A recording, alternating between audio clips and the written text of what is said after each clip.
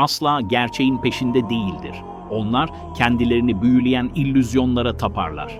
Gustave Le Bon kitle psikolojisini böyle tanımlıyordu. Peki koca bir imparatorluk çökerken bir avuç genç subay bu teoriyi kullanarak halkı nasıl yeniden ayağa kaldırdı? Enver, Talat ve Cemal.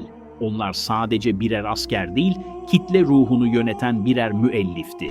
İttihatçıların başucu kitabı olan Kitleler Psikolojisi onlara şunu öğretti: kalabalıkları mantıkla değil, sembollerle yönetin.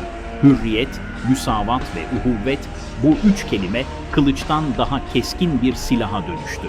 Bugün bizler de birer kitle içindeyiz. Ancak müellif olanlar kurguyu yazanlardır, okuyanlar değil. Tarih sadece geçmişin hikayesi değil, bugünü yönetmenin strateji rehberidir.